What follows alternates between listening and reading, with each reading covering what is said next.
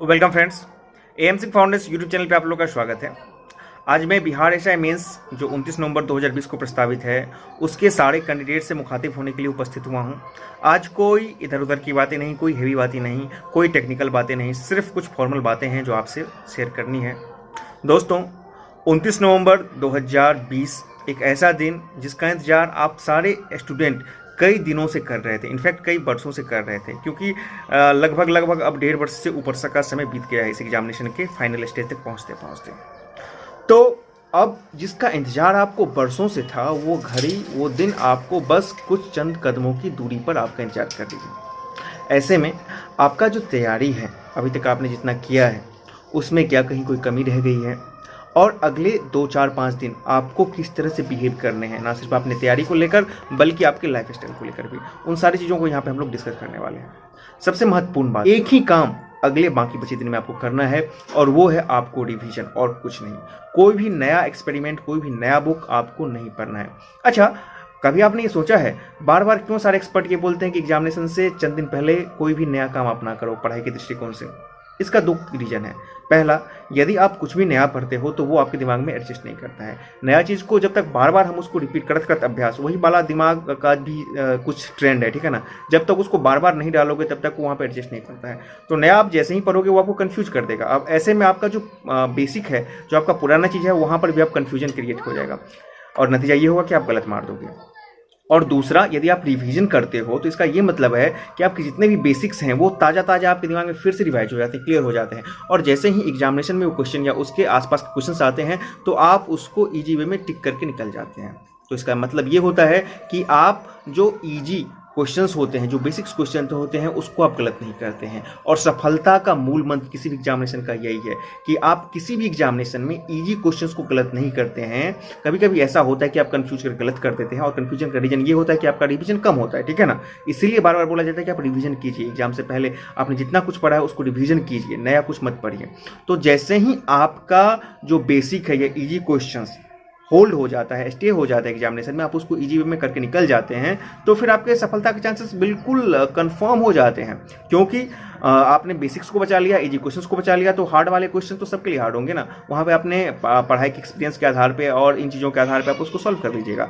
तो बेसिक्स कभी भी गड़बड़ नहीं होना चाहिए। उसके लिए अगले बचे 4 से 5 दिन में आपको सिर्फ और सिर्फ रिवाइज करना है, और एक्स्ट्रा कुछ भी नहीं करना है। जो मेन टॉपिक है उसको करना है। मैथ के साथ भी यही ऐसा ही है। मैथ में आपको कोई लगता है कि फॉर्मूलाज हैं या कुछ ट्रिक्स हैं जो आपने खुद से तैयार किए हैं, उसी को आप फिर से कर लीजिए, ठीक है ना। और इन सब के अलावा एक चीज़ बहुत ही महत्वपूर्ण होता है कि अपने दिमाग में कभी भी निगेटिव थॉट्स को मत आने दीजिए। अब निगेटिव थॉट सिर्फ एक ही बात का नहीं होता, उसके कई एस्पेक्ट्स हैं। पहला निगेटिव थॉट जो भी हो सकता है कि चलो, बहुत लोग ये बोलते होंगे कि भाई एग्जाम जो है दरोगा वाला, उसमें सीट बिक जाएगा, क्वेश्चन आउट हो जाएगा। ये सब चीज़ कभी भी अपने दिमाग में मत आने दीजिए। मैं ये बिल्कुल नहीं कहूँगा कि वहाँ पर क्या होता नहीं, उसके बारे में छोड़ दीजिए। यदि वो चीज़ यदि आपके दिमाग में आएगा तो आपका तैयारी गड़बड़ा जाएगा। ये नहीं होना चाहिए। दूसरी बात, आप जिस ग्रुप में हैं उसमें कई आपके ऐसे साथी होंगे जिसका तैयारी बहुत अच्छा होगा, तो हो सकता है कि कभी कभी आपके दिमाग में ऐसी थॉट आती होगी, अच्छा उसका तैयारी तो इतना अच्छा है, ऐसे बहुत सारे स्टूडेंट होंगे, उसमें आप कहाँ पर होल्ड करते हैं, आप कहाँ पर स्टेप करते हैं। तो ऐसी थॉट भी आपको नहीं होना चाहिए। एक बात आपको पता है ना, रेस में जब रेसर दौड़ते हैं, खिलाड़ी दौड़ते हैं, तो यदि कोई खिलाड़ी सामने वाले के ऊपर ध्यान केंद्रित करेगा, खुद के बजाय सामने वाले पर केंद्रित करेगा, तो कभी जीत नहीं पाएगा, ठीक है ना। रेस में क्या है नहीं है उसको भूल जाइए, किसका तैयारी किस लेवल पर उसको भूल जाइए। बस आपको खुद पे कॉन्फिडेंस होना चाहिए, आपको खुद के तैयारी पर कॉन्फिडेंस होना चाहिए। अरे आपने पीटी एग्जामिनेशन क्वालिफाई किया है, इससे पहले भी आपने कई सारे एग्जामिनेशन क्वालिफाई किया होगा, तो यहाँ तक आप जो पहुँचे हैं ऐसे थोड़ी पहुँचे हैं, और इतना दिन जो आपने पढ़ाई किया ऐसे थोड़ी है। बस आपने जितना भी पढ़ा है उसको अच्छे ढंग से वहाँ पे आप परफॉर्म कर पाएँ, इसी के बारे में सोचना है। खुद के कॉन्फिडेंस के बारे में सोचना है, खुद के स्ट्रॉन्ग पॉइंट के बारे में सोचना है, खुद के यदि कहीं वीक पॉइंट है तो उसको कवर अप कर लेना है 1 2 4 दिन में। और जितना तैयारी हो चुका है अच्छी बात है, यदि कहीं कुछ कमी लगता है तो उसको देख लीजिए, और बहुत ज़्यादा तनाव में नहीं आना है, ठीक है ना, कि ये छूटा है वो छूटा, ऐसा कुछ नहीं है। तनाव तो बिल्कुल भी नहीं लेना है। दूसरी बड़ी बात हो जाती है कि बड़े एग्जामिनेशन का प्रेशर भी होता है, और अच्छा खिलाड़ी, अच्छा जो स्टूडेंट होता है वहाँ पे जाके नर्वस हो जाता है। एग्जाम को खुद पे नहीं हावी होने देना है, बल्कि खुद को एग्जाम पे हावी हो जाने देना है, ठीक है ना। क्या है, कुछ भी तो नहीं है। बस इसको ईजी वे में निकल कर चलना है। जैसे आप घर पे प्रैक्टिस करते हैं या कहीं और कुछ बनाते हैं, उसी रूप में एग्जामिनेशन को भी लेना है और कहीं से भी एक्स्ट्रा टेंशन नहीं लेना है, ठीक है ना। अब अगले 4-5 दिन में अच्छे से खाइए पिए, उसके बाद आराम भी कीजिए और कोशिश कीजिए कि एग्ज़ाम के 24 घंटा पहले बहुत ज़्यादा हार्ड हेवी ना पढ़ें, बिल्कुल रिलैक्स रहें, ठीक है ना।